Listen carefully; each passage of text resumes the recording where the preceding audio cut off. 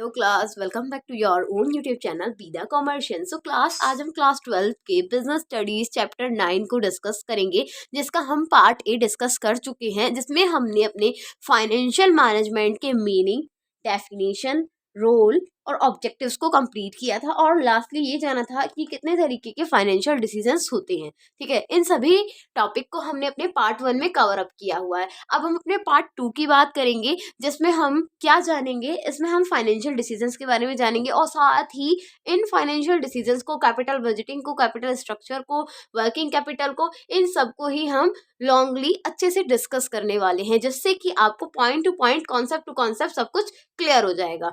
जो भी बच्चा इस पार्ट 2 को देख रहा है और सिर्फ पार्ट 1 को नहीं देखा, तो पहले जाके प्लीज अब पार्ट 1 देखिए, तभी आप पार्ट 2 को अपने आप से रिलेट कर पाएंगे। अदरवाइज डायरेक्टली पार्ट 2 देखेंगे तो शायद कुछ चीजें समझ ना आए। ओके, तो शुरू करते हैं क्लास। आज आप अपने क्लास 12 के चैप्टर 9 को, फाइनेंशियल मैनेजमेंट। सो लास्टली हमने जाना था अपने पार्ट 1 में कि फाइनेंशियल मैनेजमेंट में जो डिसीजंस लिए जाते हैं वो कौन कौन से डिसीजन होते हैं। तो फाइनेंशियल मैनेजमेंट में 3 डिसीजंस लिए जाते हैं, लास्टली मैंने आपको बताया था। बताया था, यस स्टूडेंट्स, यस मैम। कौन कौन से डिसीजंस होते हैं? 3। हमारे सबसे पहला डिसीजन होता है इन्वेस्टमेंट डिसीजन। सेकंड डिसीजन होता है हमारा, कौन सा डिसीजन होता है सेकंड, बताइए जल्दी जल्दी। Financial decision. And third one is our dividend decision. ये 3 मेजर डिसीजंस होते हैं जो पूरे फाइनेंशियल मैनेजमेंट में बहुत बड़ा रोल प्ले करते हैं। अब इनके बारे में डिटेलली जानते हैं कौन कौन से ये 3 डिसीजंस होते हैं। सुन के और पढ़ के एक्साइटमेंट हो रही होगी कि अब ये तीनों होते क्या क्या हैं, तो जल्दी से आगे देखते हैं कि क्या क्या होते हैं ये पूरे डिसीजंस। स्टूडेंट, फाइनेंस डिसीजंस में 3 मेन डिसीजंस होते हैं। कौन कौन से होते हैं वो 3 डिसीजन? सबसे पहला क्या होता है हमारा? सबसे पहला डिसीजन होता है हमारा इन्वेस्टमेंट डिसीजन। थोड़ा शॉर्टकट में लिख रही हूँ ताकि आप लोगों को इजीली रहे समझने में। फिर इसके बाद इन्वेस्टमेंट डिसीजन के बाद कौन सा आता है हमारा? Financing decision. फाइनेंसिंग डिसीजन, ठीक है। और last one not least, it is कौन सा है हमारा? Dividend decision. ये हमारे 3 क्या है? बेसिकली मोस्ट इंपॉर्टेंट डिसीजंस हैं, जो हम किस में लेते हैं? अपने अपने फाइनेंस मैनेजमेंट के अंदर हम इन 3 डिसीजंस को लेते हैं। इन्वेस्टमेंट डिसीजन सबसे फर्स्ट और मोस्ट इंपॉर्टेंट डिसीजन होता है ये, जिसको हम लेते हैं। ठीक है, और ये सभी डिसीजंस कौन लेता है? फाइनेंस मैनेजर लेता है। कौन लेता है? फाइनेंस मैनेजर लेता है। यानी कि अगर आज आप इस फाइनेंस मैनेजमेंट की क्लास को बहुत अच्छे से पढ़ेंगे तो मे बी इन फ्यूचर जाके आप भी एक फाइनेंस मैनेजर बन जाए। और जब आप एक फाइनेंस मैनेजर बनेंगे तो आप इन सभी बड़े बड़े 3 डिसीजन से डील करेंगे। ठीक है, तो बड़े बड़े 3 डिसीजन से डील करने के लिए आपको क्या बनना पड़ेगा? फाइनेंस मैनेजर बनना पड़ेगा, जिनकी रेपुटेशन बहुत अच्छी होती है कंपनी के अंदर। अगर आप फ्यूचर में जाके किसी को बताएंगे या अभी बताएंगे, what are you doing? I am preparing और planning for be a finance management manager. कितना प्राउड और अच्छा फील होगा। तो समझ लीजिए, आज से आप जब से फाइनेंशियल मैनेजमेंट पढ़ रहे हैं तब से आप क्या बन गए? एक फाइनेंस मैनेजर बन गए। फाइनेंस मैनेजर का सबसे पहला डिसीजन कौन सा होता है? सबसे पहला काम कौन सा करना होता है उसे? इन्वेस्टमेंट डिसीजन लेना होता है। इन्वेस्टमेंट डिसीजन में क्या करते हैं एक फाइनेंस मैनेजर? इन्वेस्टमेंट डिसीजन में इनको डिसाइड करना पड़ता है कि जो आपकी कंपनी के पास पर्टिकुलर अमाउंट है, पर्टिकुलर फंड्स हैं, उनको आपको कहाँ इन्वेस्ट करना चाहिए, कहाँ उनका यूज करना चाहिए, जिससे कि ज्यादा से ज्यादा आप प्रॉफिट अर्न कर सके। अगर इन फ्यूचर किसी फंड की रिक्वायरमेंट हो तो आप उस फंड को भी लगा सकें, आपके पास कुछ पैसा हो। ऐसा नहीं कि वैसे तो जब आपको प्रॉफिट मिला तो आपने बहुत पार्टी की, मजा किया, बहुत अच्छे से एंजॉय किया, और जब कोई प्रॉब्लम का टाइम आया या जब आपको किसी चीज की नीड आई तो क्या हो गया? फिर कटौती में गंगा हो गई। यानी कि इस तरीके से कि कुछ है ही नहीं, अब क्या ही कर सकते हैं, क्योंकि जब हमारे पास पैसा था तब तो हमने पार्टी कर करके खत्म कर दिया, बट अब नीड है तो हमारे पास कुछ है नहीं। इसीलिए जो ये इन्वेस्टमेंट डिसीजन लिया जाता है कि अगर हम कहीं पे अपने अर्निंग को इन्वेस्ट करेंगे या यूज करेंगे तो इस तरीके से इस जगह यूज करें ताकि आपको बहुत अच्छे से इन फ्यूचर भी उसका यूज कर सके और आपको उससे और ज्यादा प्रॉफिट मिल सके। नेक्स्ट कौन सा है हमारा? Financing decision. फाइनेंसिंग डिसीजन कौन सा होता है? फाइनेंसिंग डिसीजन में क्या डिसीजन लेता है कि अगर आप कोई बिजनेस या कोई कंपनी या कोई फर्म चला रहे हैं या फिर चलाने के लिए ट्राई कर रहे हैं, सोच रहे हैं, या फिर आपकी कोई फर्म है ही और आपको कुछ फाइनेंस, कुछ मनी की नीड है, तो उस मनी को आप कितने मनी की नीड है और कहाँ से लेंगे, इन दोनों चीज़ों का डिसीजन हम फाइनेंसिंग डिसीजन में करते हैं। यहाँ पे हम पैसे की बात करते हैं, किस तरीके से हमें फाइनेंस को लाना है, किस तरीके से अपने लिए कैपिटल इकट्ठी करनी है और कितनी कैपिटल की हमें यहाँ ज़रूरत हो सकती है। नेक्स्ट डिसीजन क्या है हमारा, डिविडेंड डिसीजन। तो डिविडेंड डिसीजन क्या होता है स्टूडेंट्स, डिविडेंड डिसीजंस वो डिसीजंस होते हैं जिसमें अब आपने यहाँ इन्वेस्ट भी कर लिया, फाइनेंस का क्या कर लिया, इन्वॉल्वमेंट भी कर लिया, आपको पता चल गया कि आपको कितना मनी चाहिए, कितना आप कहाँ से ले सकते हैं। अब जब आपका बिजनेस अच्छे से चल रहा है उसके बाद आपको डिविडेंड भी तो मिलेगा, यानी कि आपको प्रॉफिट भी तो मिलेगा। तो जो प्रॉफिट आपको अपनी लायबिलिटीज को पे करने के बाद बचता है, इसमें फाइनेंस मैनेजर ये डिसाइड करता है कि अब जो ये पैसा हमारे पास बचा हुआ है, पार्टी वार्टी कर ली, दे दिए सबको अच्छे से, अब इसका हमें क्या करना है, कहाँ यूज करना है, कहाँ इन्वेस्ट करना है, कितना रिटेन करके रखना है फ्यूचर के लिए, इन सब चीजों को, और कितना कितना शेयर होल्डर्स को डिवाइड करना है, इन सब का डिसीजन हम किस में लेते हैं, डिविडेंड डिसीजन में लेते हैं। सो एक छोटी सी तरीके से समझ में आ गया होगा कि ये 3 डिसीजन कौन कौन से होते हैं। अब इनको डिस्क्रिप्टिव में पढ़ेंगे, डिटेल में पढ़ेंगे कि ये तीनों डिसीजन कौन कौन से होते हैं, कौन लेता है और उसमें क्या क्या चीजें हम करते हैं। वैसे ऐसे ही बहुत अच्छे से समझ आ गया होगा, नहीं आया होगा तो फिर आप ध्यान नहीं लगा रहे हैं। चलो जानते हैं आगे कौन सा होता है। सो फाइनेंस डिसीजन कि अब ये जो 3 सबसे पहला डिसीजन है हमारा इन्वेस्टमेंट डिसीजन, इसको डिटेल में पढ़ते हैं कि ये कौन सा डिसीजन होता है और इसमें एक फाइनेंस मैनेजर क्या क्या करता है। सो जानते हैं क्लास जल्दी। सो स्टूडेंट्स, अब हम जानेंगे इन्वेस्टमेंट डिसीजन के बारे में डिटेल में। इन्वेस्टमेंट डिसीजन होता क्या है बच्चों, इन्वेस्टमेंट डिसीजन से आपको क्या समझ में आता है, इसको बहुत इजी वे में समझने की कोशिश करेंगे। इन्वेस्टमेंट नाम से ही पता चल रहा होगा कि कहीं पे आपको कुछ इन्वेस्ट करना है, कुछ इकट्ठा करना है, कुछ सेव करना है। डिसीजन मतलब कि ये डिसाइड करना है कि कितना या क्या इन्वेस्ट करना है, ठीक है, या कहाँ इन्वेस्ट करना है। सो इन्वेस्टमेंट डिसीजन को हम कैपिटल बजटिंग डिसीजन भी कहते हैं, ये उसका सब नेम है, ठीक है। क्या नेम है, कैपिटल बजटिंग भी हमारे इन्वेस्टमेंट डिसीजन में कंसिडर किया जाता है, जो मैंने यहाँ मेंशन नहीं किया है, बट वर्ड्स में ध्यान रखिएगा, ओके, क्योंकि मेरे पास थोड़ा स्पेस लेकर हो गया था। तो हैशटैग टॉपिक डिसीजन नंबर 1 हमारा कौन सा कंसिडर किया जाता है, इन्वेस्टमेंट डिसीजन। सो हैशटैग करके वीडियो को भी शेयर करिएगा ताकि आपका हैशटैग फेमस हो जाए और आपकी रील भी फेमस हो जाए।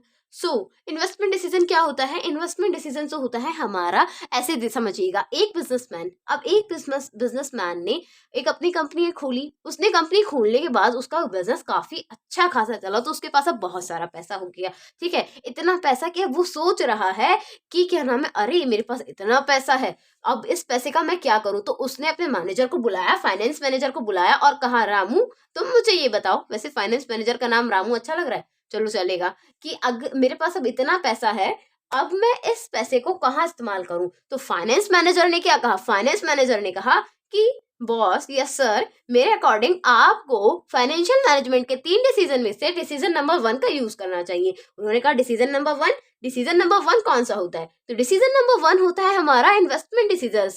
सर आपको इन्वेस्टमेंट डिसीजन का यूज करना चाहिए, जो रिलेट करता है किससे, वो रिलेट करता है हमारे इन्वेस्टमेंट से, यानी कि हमें अपने फंड को कहाँ इन्वेस्ट करना चाहिए, ये हमें हमारा इन्वेस्टमेंट डिसीजन बताता है। इसमें एक कंपनी के पास बहुत सारे ऑप्शन होते हैं, वो कहीं भी इन्वेस्ट कर सकते हैं अपने मनी को, बट आप या वो ऑनर या वो मैनेजर या वो जो भी इंसान है जिसको इतना प्रॉफिट हुआ है, जिसके पास इतना पैसा है, वो कहाँ अपने पैसे को इंटरेस्ट सेव करना चाहेगा, इन्वेस्ट करना चाहेगा, जहां उससे उसको अच्छी अर्निंग मिल रही हो, रिटर्न उसको अच्छा मिल रहा हो, तभी तो फायदा होगा, ठीक है।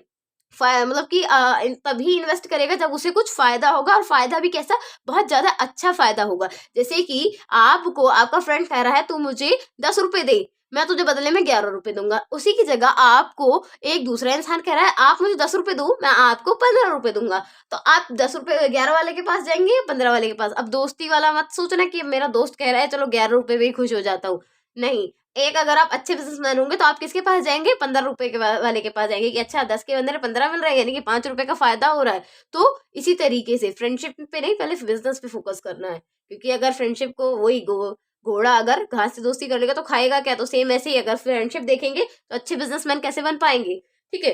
तो यही हमारा इन्वेस्टमेंट डिसीजन है। स्टोरी टेलिंग काफी हो गया, अब देख लेते हैं क्या कह रहा है डिस्क्रिप्टिव में हमारा इन्वेस्टमेंट डिसीजन।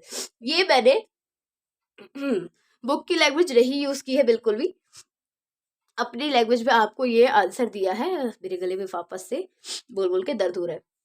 हाँ, तो इन्वेस्टमेंट डिसीजन क्या बताता है, ये मैंने बुक की लैंग्वेज में नहीं दिया है आपको, ये जो मैंने आपको वर्ड्स दिए हैं, ये जो लाइंस लिख के दी है अपनी लैंग्वेज में बनाए, थोड़ा बुक से रिलेट करेगा लिटिल बिट, पर प्रॉपर बुक से रिलेट नहीं करेगा। एज इट इज ऐसा भी जाके अगर एग्जाम में लिख के आएंगे तो प्रॉपरली फुल मार्क्स मिलेंगे गारंटेड, क्योंकि ऐसा कुछ नहीं है कि कुछ एरर हो, सब कुछ बिल्कुल डिटेल और ठीक है, ठीक है, क्योंकि मैं इसे खुद भी रेक्टिफाई कर चुकी हूँ। जिसमें क्या कहा गया है, this decision relate to carefully selection, ये डिसीजन किससे रिलेट करता है, केयरफुली सिलेक्शन करते हैं हम इसमें किसका, एसेट्स का, उन एसेट्स का सिलेक्शन करते हैं हम विच फंड विल बी इन्वेस्टेड, जिसके बिहाफ पे हमें अपने फंड को इन्वेस्ट करना है। अब एक फर्म जब भी इन्वेस्ट करती है तो ऐसे एसेट्स का चूज करती है, ऐसे एसेट्स का सिलेक्शन करती है जो क्या करे, has a firm has more option to invest, firm के पास बहुत सारा ऑप्शंस होते हैं इन्वेस्ट करने के लिए there funds, but firm has to select the most, firm को कौन सा सिलेक्ट करना पड़ता है, मोस्ट अप्रोप्रिएट इन्वेस्टमेंट को सिलेक्ट करना पड़ता है। मोस्ट अप्रोप्रिएट इन्वेस्टमेंट कौन सी, जो उनको क्या करे, which will bring maximum benefit for the firm, ऐसे सिलेक्शन, ऐसे एसेट्स का सिलेक्ट कर, ऐसे एसेट्स को सिलेक्ट करती है एक फर्म जो उसको ज्यादा से ज्यादा क्या दे सके, बेनिफिट दे सके। बेनिफिट विजिबल हो रहा है आपको, नहीं हो रहा तो मैं बोल बोल के बता रही हूँ और एरो बना के लिख भी देती हूँ यहाँ कि ये मैंने यहाँ पे बेनिफिट लिखा है, ठीक है। ऐसे ऐसे सोर्सेस का, ऐसे एसेट्स यूज करती, ऐसे एसेट्स को यूज करती है इन्वेस्ट करने के लिए जो फर्म को क्या दे सके, ज्यादा से ज्यादा बेनिफिट दे सके। तो इन्वेस्टमेंट डिसीजन में एक मैनेजर वो डिसीजन लेता है, ऐसे एसेट्स का सिलेक्शन करता है जो कंपनी को ज्यादा से ज्यादा क्या दे सके, बेनिफिट दे सके। साथ ही साथ अगर हम इसमें फिक्स्ड एसेट और करंट एसेट्स दोनों में इन्वेस्ट कर सकते हैं, बट जो फिक्स्ड एसेट डिसीजन लेते हैं, फिक्स्ड एसेट में हम इन्वेस्ट करते हैं तो वो डिसीजन हमारा किस में कंसिडर किया जाता है, कैपिटल बजटिंग में कंसिडर किया जाता है, और करंट एसेट हमारा एज यूजुअल इन्वेस्टमेंट डिसीजन में डायरेक्ट ही कंसिडर किया जाता है। अगर फिक्स्ड एसेट का चयन करती है, चूज करती है एक कंपनी, तो यानी कि वो क्या कर रही है, कैपिटल बजटिंग कर रही है। तो मे बी आप, होपफुली आप लोगों को इन्वेस्टमेंट डिसीजन समझ में आया होगा। अब हम जानेंगे कौन कौन से फैक्टर्स इसको इफेक्ट करते हैं, ठीक है। So students, factor affecting for investment decisions, investment decisions में कौन कौन से फैक्टर उसको इफेक्ट करते हैं कि किस जगह हमें इन्वेस्ट करना चाहिए। कुछ टर्म्स एंड कंडीशंस होती हैं जिनका ध्यान रखते हुए ही हमें इन्वेस्टमेंट डिसीजन लेना होता है। कौन कौन से कुछ फैक्टर्स ऐसे होते हैं जिनको ध्यान में रखते हुए हमें उन डिसीजंस को लेना होता है, ठीक है। कौन कौन से डिसीजंस होते हैं, कौन कौन से फैक्टर्स होते हैं, तो फैक्टर नंबर 1 कौन सा है हमारा, cash flow of the project, यानी कि आप जिस भी जगह पे इन्वेस्ट कर रहे हैं वहां आपको देखना है आपका जो कैश फ्लो हो रहा है कितना हो रहा है, उस प्रोजेक्ट में कितना पैसा लग रहा है, कितना रिटर्न मिलेगा, क्या रेट ऑफ रिटर्न आपको मिलेगा उसमें। इन सभी चीजों को ध्यान रखते हुए ही आपको क्या करना है, इन्वेस्टमेंट डिसीजन लेना है। तो कैश फ्लो मतलब कि कितना पैसा आपकी जेब से जा रहा है और कितना पैसा आपको वापस उसमें मिलेगा, ठीक है। फिर क्या, रिटर्न ऑफ इन्वेस्टमेंट, यही सेम जो फर्स्ट पॉइंट में बात थी उसी से रिलेट करती है दूसरी में भी, कि जो भी आप कैश फ्लो कर रहे हैं उसके बिहाफ पे जितनी भी इन्वेस्टमेंट के बिहाफ, जितना भी इन्वेस्ट किया उस फंड का कितना रिटर्न आपको मिलेगा, यानी कि उसमें कितने % का आपको प्रॉफिट होगा। वही वाली बात, अगर आपको राम कह रहा है 10 रुपए पे रिटर्न करने के लिए 15 रुपए, और श्याम बोल रहा है 10 रुपए पे रिटर्न करने के लिए 20 रुपए, तो कौन से डिसीजंस लेंगे आप, 15 रुपए वाले या 20 वाले। तो ऑब्वियस सी बात है, रिटर्न ऑफ इन्वेस्टमेंट देखते हुए 20 का ही डिसीजन लेंगे, क्योंकि 20 रुपए 15 से ज्यादा है, सीधी सी बात है, बच्चों वाली बात है ये तो बिल्कुल। इन्वेस्टमेंट क्राइटेरिया, इन्वेस्टमेंट क्राइटेरिया में क्या देखा जाता है कि आप अगर वहां इन्वेस्ट कर रहे हैं तो वहां की कौन कौन सी टर्म एंड कंडीशंस है, किस तरीके से आपको रिटर्न में चीजें मिलेंगी, किस तरीके से आपको क्या क्या कब तक रिटर्न में मिल सकता है, क्या आपको बीच में कभी नीड हुई या आपकी कंपनी में कुछ ऐसी आपदा आ पड़ी, यानी कि कुछ ऐसा एक्सीडेंट हो गया नेचुरली कोई, या इन सडनली कुछ, तो क्या आपको वहां से वापस ऑन डिमांड पे मनी मिल सकता है, आपके पैसे आपको वापस मिल सकते हैं या नहीं। इस तरीके की सभी क्राइटेरिया को मद्देनजर रखते हुए, देखते हुए, ज्यादा ही शुद्ध हिंदी पे चली जाती हूँ मैं कभी कभी, ध्यान रखते हुए ही, इन तीनों फैक्टर्स का ध्यान रखते हुए ही आपको इन्वेस्टमेंट डिसीजन लेना होता है। यही एक अच्छे फाइनेंस मैनेजर की क्या होती है, निशानियां होती हैं, या फिर कह दो पहचान होती है, आइडेंटिफिकेशन होती है कि वो अपने फैक्टर्स के साथ ही डिसीजन ले रहा है या नहीं ले रहा है। अब हम जानेंगे importance of financial investment decision, ठीक है, कि कहाँ कहाँ इंपॉर्टेंट रोल प्ले करता है इन्वेस्टमेंट डिसीजन और कितने होते हैं। मेजरली 4 इन्वेस्टमेंट डिसीजंस के इंपॉर्टेंस होते हैं, जानते हैं कौन कौन से। सो स्टूडेंट्स, अब हम जानेंगे इंपॉर्टेंस और स्कोप ऑफ इन्वेस्टमेंट डिसीजन। कौन किस तरीके से हमारे इंपॉर्टेंट रोल प्ले करता है और कहाँ कहाँ इसका स्कोप होता है। इसके इंपॉर्टेंस और इसके स्कोप दोनों ही एक है, ठीक है। आप इसे स्कोप के नाम पे भी मेंशन करके आ सकते हैं। यू कैन यूज और write it as a scope as well as importance also. So investment decision की कौन कौन सी इंपॉर्टेंस होती है। लॉन्ग टर्म ग्रोथ, जो इन्वेस्टमेंट डिसीजन होता है ये हमें लॉन्ग टर्म ग्रोथ भी देता है। लॉन्ग टर्म ग्रोथ क्या होता है। लॉन्ग टर्म ग्रोथ का मतलब होता है कि अगर आपने कहीं इन्वेस्ट कर दिया तो आपको ये लंबे समय तक क्या देगा, लॉन्ग टाइम पीरियड तक बेनिफिट देगा, ठीक है। आपकी इन्वेस्टमेंट का आपको लॉन्ग टाइम पीरियड तक बेनिफिट मिलेगा। फिर क्या है, large amount of fund involve, यानी कि इस इन्वेस्टमेंट डिसीजन में आप लार्ज अमाउंट फंड्स का यूज करते हैं जिससे आपको हाई रेट ऑफ रिटर्न भी मिलता है। यानी कि बड़ी बड़ी अमाउंट्स को आप क्या करते हैं, यहाँ इन्वेस्ट करते हैं जिससे आपको अच्छी रिटर्निंग मिलती है। फिर क्या है, रिस्क इन्वॉल्व, इसमें रिस्क भी होता है कि आपने अपना इतना सारा पैसा उठा के इन्वेस्ट तो कर दिया है, तो क्या वो पैसा जो आप इन्वेस्ट कर रहे हैं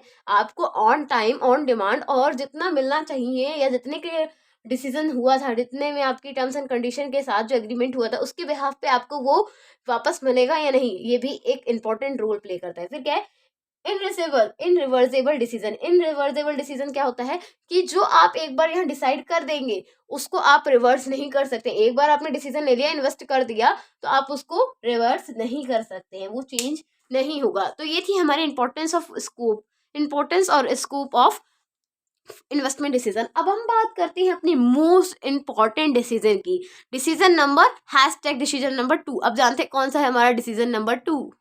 सो स्टूडेंट्स, अब हम इसमें बात करेंगे अपने financing decision number 2 financing decision की। ऊपर मेंशन क्या है, फाइनेंस डिसीजन, और नीचे है हमारा डिसीजन नंबर 2 फाइनेंसिंग डिसीजन। तो इन दोनों के बीच में डिफरेंस है, ध्यान रखिएगा। कंफ्यूज होने की नीड नहीं होनी चाहिए यहाँ पे आपको। थोड़ा अगर हौच पौच लग रहा है, ज्यादा भरा भरा लग रहा है, तो मुझे कमेंट करके जरूर बताइएगा। मैं इसको थोड़ा फिर गैप दे के लिखना शुरू करूंगी, बट आई होप सो समझ में आ जाएगा आप लोगों को। बट अगर नहीं आता है तो you are feel free to say anything, ठीक है। से एनीथिंग का मतलब ये नहीं कि कुछ भी कह देंगे, मतलब जो कहने वाली चीज है, जो आपको लगता है कि हाँ मैम को इम्प्रूवमेंट करनी चाहिए, उसके बिहाफ पे यू कैन सजेस्ट मी और give me any suggestion about that, ठीक है। तभी मैं इंप्रूव कर पाऊंगी, क्योंकि मुझे नहीं पता आप लोगों को कैसा फील होता है इसके बाद, क्योंकि क्या ही कहें अब। ओके, सो अब हम बात करें डिसीजन नंबर 2 की, जिसमें हम बात करते हैं फाइनेंसिंग डिसीजन। फाइनेंसिंग डिसीजन किससे रिलेट करता है, हमारा मनी से रिलेट करता है, यानी कि मनी में मतलब हमारी कैपिटल से रिलेट करता है, ठीक है। अब मैं यहाँ थोड़ा लिख के बता देती हूँ अपने वर्ड्स में, फिर इसको कॉन्सेप्चुअली बताऊंगी कि क्या होता है, ठीक है। फाइनेंसिंग डिसीजन का मतलब होता है यहाँ पे हम डिसाइड करते हैं, यहाँ पे एक फाइनेंस मैनेजर डिसाइड करता है कि हमें कितने फाइनेंस की, कितने मॉनेटरी टर्म की, या फिर कितने कैपिटल की नीड है। क्या डिसाइड करता है, how much capital should we need. मैं जल्दी में कैसा लिखती हूँ पता नहीं, sorry. How much capital will needed, ठीक है। कितनी कैपिटल की नीड है, ठीक है, ये डिसाइड करते हैं एक तो हम इसके अंदर। दूसरा हम क्या डिसाइड करते हैं, फ्रॉम वेयर, अगर हमें जरूरत है तो हम उसे कहाँ से लेंगे, फ्रॉम वेयर वी शुड बोरो, कहाँ से हमें लेना चाहिए, टेक ऑफ, कहाँ से हमें इस टर्म को लेना चाहिए। तो दो, इस डिसीजन में हम कैपिटल की बात करते हैं, मनी की बात करते हैं, कितना चाहिए ये सोचते हैं, और कहाँ से चाहिए ये सोचते हैं। यानी कि यहाँ पे एक मिस्टर राम हमारे फाइनेंस मैनेजर हो गए, इनको काम दे दिया कि हम एक बिजनेस स्टार्ट कर रहे हैं, या हमारी ये कंपनी है, और इस कंपनी में जो हम वर्क कर रहे हैं उसके लिए हमें क्या चाहिए भैया, पैसा चाहिए।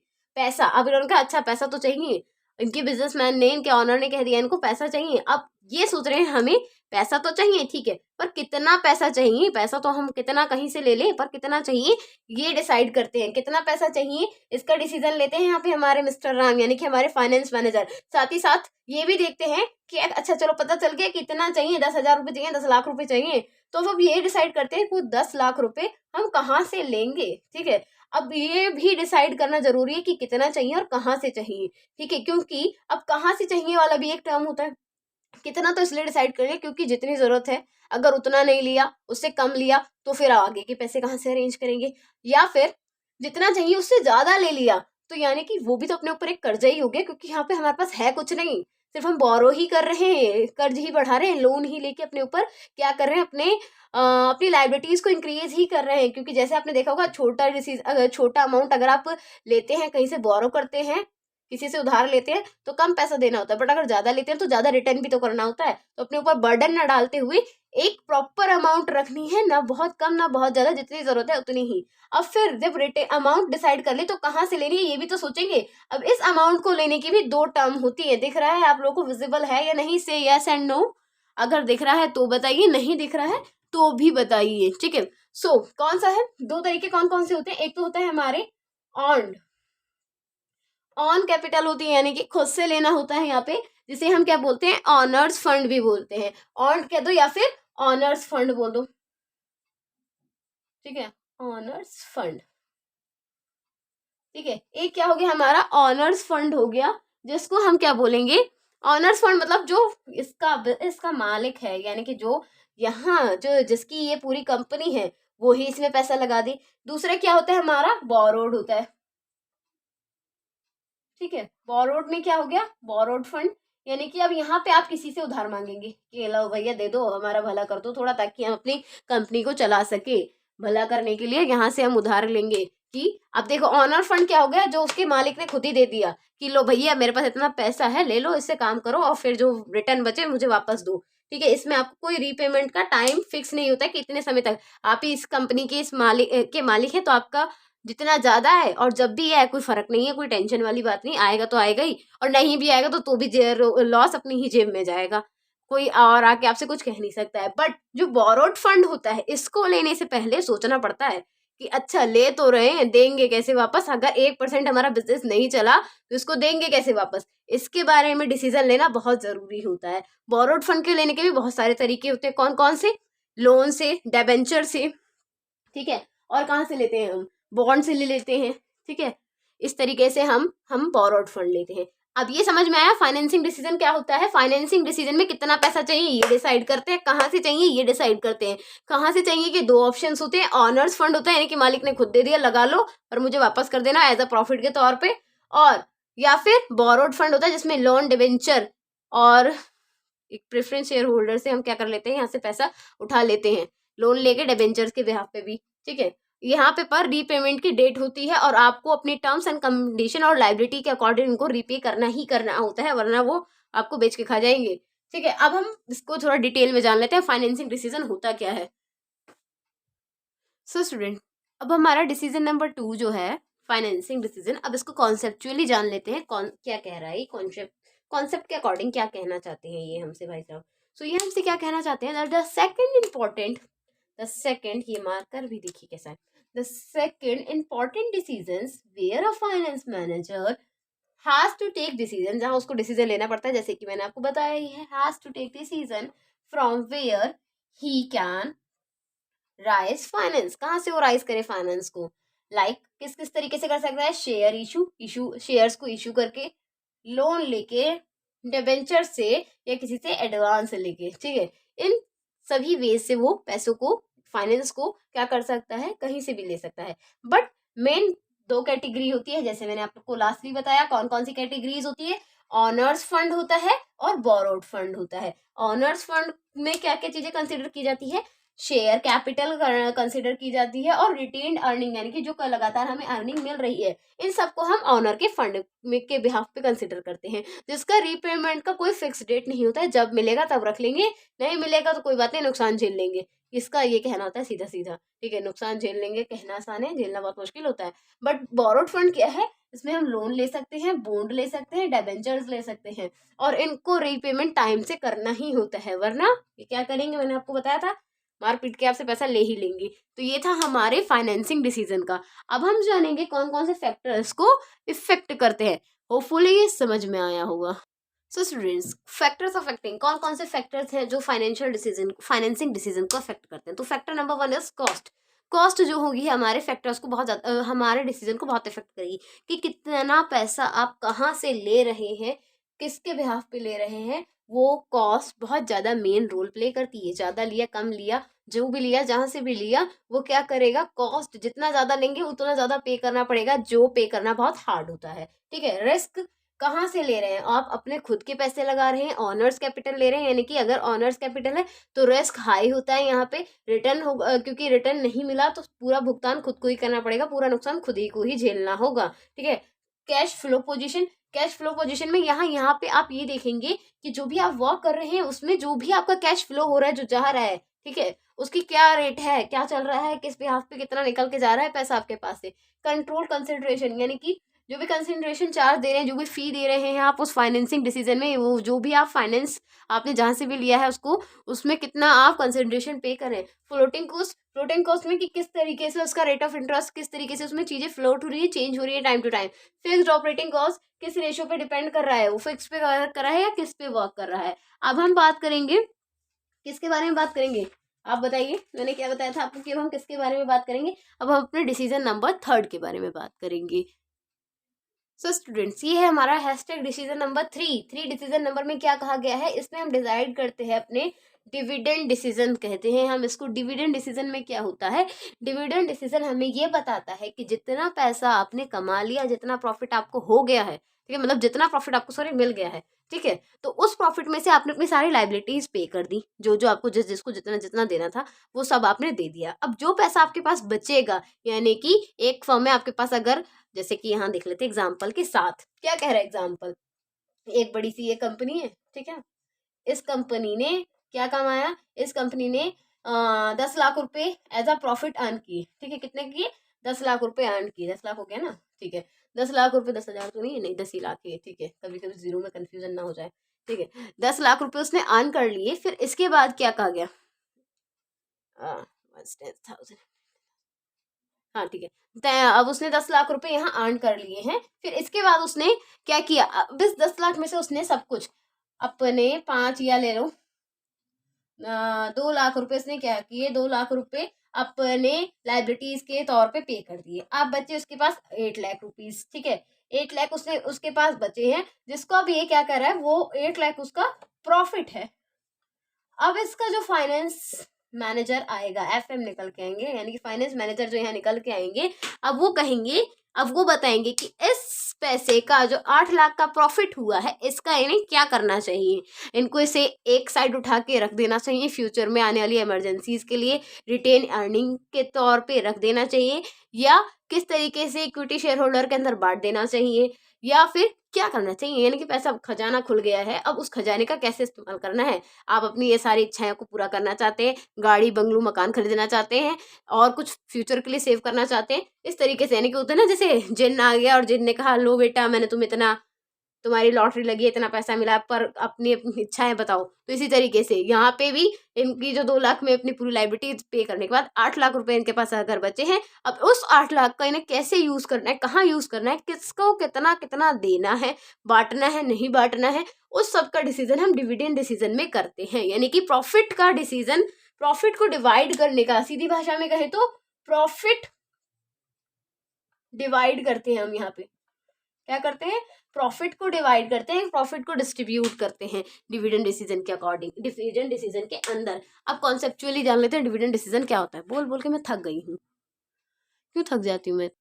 सो इसका भी छोटा सा ही मीनिंग है, जान लेते हैं कौन सा मीनिंग है इसका। एक लाइन में डिफाइन कर दिया गया है कि this decision is relate to distribution of surplus fund, की जो भी प्रॉफिट का फंड हमें मिला है उसको किस तरीके से बांटना है, कैसे उसको बांटना है सब में, ये डिविडेंड डिसीजन हमें बताता है। अब फैक्टर्स जानेंगे इसके, कौन कौन से फैक्टर्स हैं जो इसे इफेक्ट करते हैं।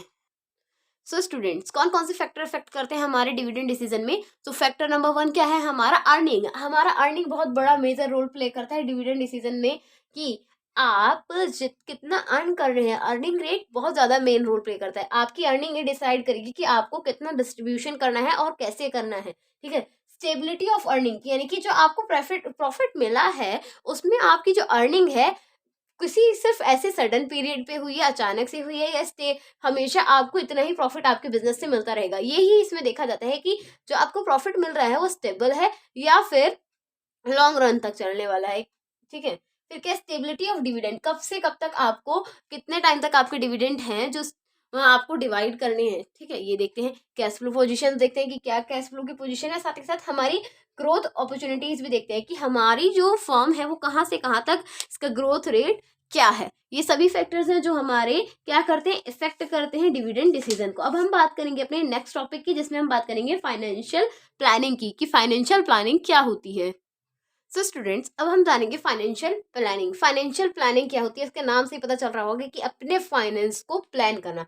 किस तरीके से हम फाइनेंस को प्लान करते हैं ये जानते हैं। इसमें फाइनेंशियल प्लानिंग में हम एडवांस में ही डिसाइड कर लेते हैं कि हमें कितना पैसा खर्च करना है और कितना कहाँ खर्च करना है, किस चीज़ पे खर्च करना है, कितना करना है और कहाँ करना है, यानी कि किस चीज़ पे करना है। अपने फंड्स में से, अपने कैपिटल में से, जैसे आप एक बिजनेस स्टार्ट कर रहे हैं, आपके पास एक कैपिटल है, उस कैपिटल में से आप डिसाइड करेंगे कितने में आपको अपनी लैंड खरीदनी है, कितने में मशीनरी खरीदनी है, कितना लेबर्स को पे करना है। इस तरीके से ही फाइनेंशियल प्लानिंग में हम ये डिसाइड करते हैं how much to spend on what to spend, यानी कि और कहाँ क्या स्पेंड करना है अपने किसके according, according the funds at your disposal.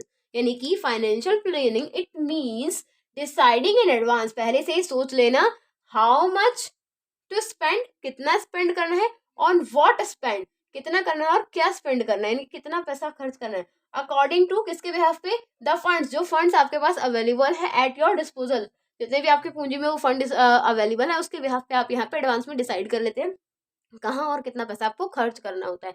क्या ऑब्जेक्टिव है फाइनेंशियल प्लानिंग करने के पीछे, क्या कारण है, क्या रीजन है, क्या गोल है आपका। टू एंश्योर, यहाँ हम ये जानते हैं, श्योरिटी करते हैं एबिलिटी ऑफ फंड, कि कितना फंड आपके पास है whenever they are required, जब आपको पैसे की जरूरत होगी तो आपके पास अभी कितना पैसा मौजूद है, कितना पैसा आपके पास अभी अवेलेबल है। फिर क्या है, टू सी दैट फर्म, ये देखने के लिए डज नॉट रेज रिसोर्सेज, कि कहीं हमारी फर्म पैसे रेस तो नहीं कर रही है, किसके लिए, अननेसेसरी विजिबल नहीं हो रहा होगा। दिखाती हूँ मैं आपको यहाँ पे। ऑब्जेक्टिव टू क्या है, to see that the firm does not race resources unnecessary, कहीं वो पैसा, हमारी जो फर्म है वो इस तरीके से तो पैसे को नहीं यूज कर रही है, बिना जरूरत की ही तो नहीं, कहीं ना कहीं से पैसा इकट्ठा कर ले रही है या फिर खर्च कर दे रही है। इसीलिए ये देखने के लिए भी कि अननेसेसरी कुछ चीजें नहीं हो रही हूँ, ये सब चेक करने के लिए भी हम क्या करते हैं, फाइनेंशियल प्लानिंग करते हैं। अब हम बात करेंगे अपने टॉपिक 2 की। सो स्टूडेंट्स, ये डायग्राम आपको क्या बता रहा है कि जो फाइनेंशियल मैनेजमेंट है, फाइनेंशियल मैनेजमेंट में फाइनेंशियल प्लानिंग एक पार्ट है, यानी कि फाइनेंशियल मैनेजमेंट के अंदर हम क्या करते हैं, फाइनेंशियल प्लानिंग करते हैं। फाइनेंशियल प्लानिंग में फाइनेंशियल मैनेजमेंट नहीं आता है, कभी भी इसे मत राइट करना, ट्रू फॉल्स में या एमसीक्यूज में ये बहुत ज्यादा पूछा जाता है कि क्या फाइनेंशियल प्लानिंग फाइनेंशियल मैनेजमेंट का हिस्सा है, तो नहीं, फाइनेंशियल मैनेजमेंट में फाइनेंशियल प्लानिंग आपको पढ़ाई जाती है। शॉर्ट क्वेश्चन में 1 नंबर से लेके 3 नंबर तक आपको बहुत अच्छे से इसको पूछा जाता है, डायरेक्टली और इनडायरेक्टली भी। और बहुत बच्चे यहाँ गलतियां करके आते हैं, इसलिए इस पॉइंट को मैंने ऐसे मेजर करके आपको बता दिया है। इस डिब्बे से समझ में आ गया होगा, जो चौकोर डिब्बा बनाया ना मैंने आपको आपके लिए, तो इससे समझ लेना कि ये जो टेढ़ी मेढ़ी बर्फी है इसके अंदर हमारा फाइनेंशियल मैनेजमेंट आता है और फाइनेंशियल मैनेजमेंट के अंदर फाइनेंशियल प्लानिंग आती है। ओके, अब हम बात करें किसकी, अपने नेक्स्ट टॉपिक की, कैपिटल स्ट्रक्चर। कैपिटल स्ट्रक्चर क्या होता है वो जानेंगे। सो स्टूडेंट्स, कैपिटल स्ट्रक्चर क्या होता है। कैपिटल स्ट्रक्चर्स हमें क्या बताता है, हमें पोर्शन बताता है, प्रोपोर्शन बताता है। इट मीन्स कि ये हमें प्रोपोर्शन बताता है कि कितना डेप्थ है, कितना इक्विटी है, यूज किया गया है अपने फाइनेंशियल ऑपरेशन बिजनेस में। यानी कि देखो, सीधे सरल भाषा में जानते हैं, सिंपल लैंग्वेज में जानते हैं क्या होता है कैपिटल स्ट्रक्चर। कैपिटल स्ट्रक्चर क्या बताता है हमें, कैपिटल स्ट्रक्चर हमें ये बताता है कि आपके पास जो फाइनेंस है, जो आपके पास मनी है, जो आप अपने बिजनेस में यूज कर रहे हैं, वो कितना पैसा आपने डेप्ट से लिया गया है और कितना आपका खुद का पैसा है, ये बताता है। कितना आपने लोन से शेयर से लिया गया है, बॉन्ड से लिया है, और कितना आपका खुद का मनी है। कैपिटल स्ट्रक्चर क्या बताता है, कैपिटल स्ट्रक्चर हमें बताता है डेप्ट और इक्विटी दोनों के बारे में इंफॉर्मेशन बताता है कि कितना पोर्शन आपने बाहर से उठाया है, कितना कर्जे पे पैसा लिया है और कितना पैसा आपने आपका खुद का लगाया गया है। तो ये है हमारा कैपिटल स्ट्रक्चर, ठीक है।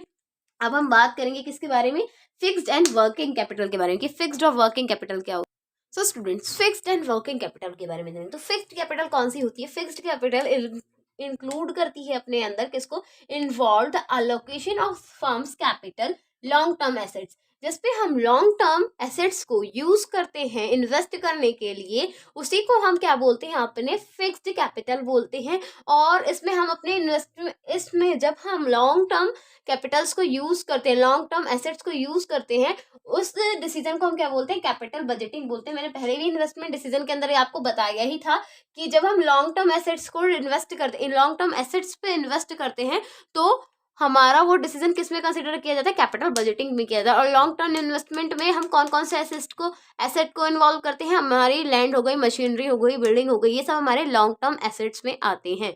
ओके, इसी को हम फिक्स्ड एसेट भी बोलते हैं। ठीक है, अब हम बात करते हैं अपनी वर्किंग कैपिटल की। ये वर्किंग कैपिटल क्या होती है? सो स्टूडेंट्स, वर्किंग कैपिटल क्या होती है? वर्किंग कैपिटल जो होती है हमारी, ये रेफर करती है, it refers to excess of current assets. इसमें हमारे करंट एसेट्स हम अपनी वर्किंग कैपिटल के अंदर क्या करते हैं, इंक्लूड करते हैं। तो करंट एसेट्स में हमारे कौन कौन सी चीजें आ जाती हैं? हमारा जो कैश होता है, जो हमारी शॉर्ट इनकम्स होती है, जैसे कैश इन हैंड हो गया, डिबेंचर्स हो गए, मार्केटेबल सिक्योरिटीज, ये सब हमारे किस में कंसिडर की जाती हैं? करंट एसेट्स में कंसिडर की जाती है। इसी को हम अपनी करंट लाइबिलिटी भी बोलते हैं। तो इसी के साथ ही हमारा पूरा चैप्टर खत्म होता है क्लास। ठीक है, ये हमने पूरा चैप्टर 9 अपना यहाँ डिस्कस कर लिया है, और बहुत पार्ट 1 और पार्ट 2 में आपका पूरा चैप्टर कंप्लीट हो गया है। अगर चैप्टर पसंद है तो लाइक, शेयर एंड सब्सक्राइब करना भूलें। Take care, bye bye class, see you soon in next video.